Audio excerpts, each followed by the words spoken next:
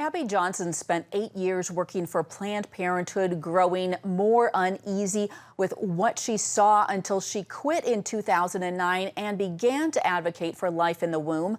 Today, she's the founder of And Then There Were None, a ministry focused on helping abortion clinic workers who want to leave. And tonight, she's speaking at the Republican National Convention. Abby, thanks for joining us. Of course. Thanks for having me on. Well, I'm curious, of course, the Trump campaign could have chosen any number of pro-life speakers for tonight. Why do you think that they chose you?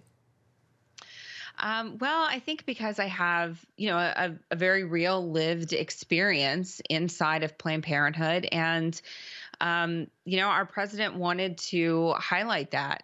He wanted to highlight what actually takes place inside of abortion facilities, particularly our country's largest abortion provider, Planned Parenthood. And he wanted specifically for abortion to be exposed for the barbaric practice that it is. He is pro-life, and he wants people to remember the unborn whenever they go to the polls this November. Now, when you are saying all these things that the president wanted, did the campaign ask you to talk about certain things? What kind of collaboration did you have with the campaign on your speech? I did. I spoke directly to Trump's head speech writer.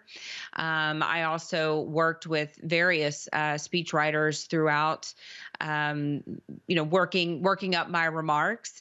They had specific things that they wanted me to really touch on, which was great because they were actually all of the things that I wanted to touch on as well. So we worked well in collaboration with one another. Is there a particular audience you have in mind for your speech tonight, or particular impact you're hoping for? I'm really, honestly, I'm really hoping that people who are sort of on the fence about Donald Trump, maybe people who are considering voting third party, maybe who are just unsure.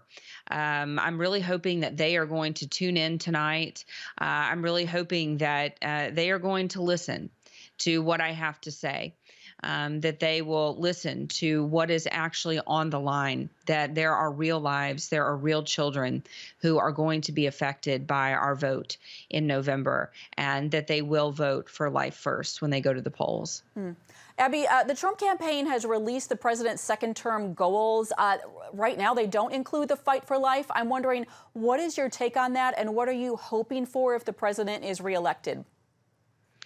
That's very, very typical. I can't think actually of any time really in the past few campaigns where a presidential campaign actually listed life issues on a bullet pointed list.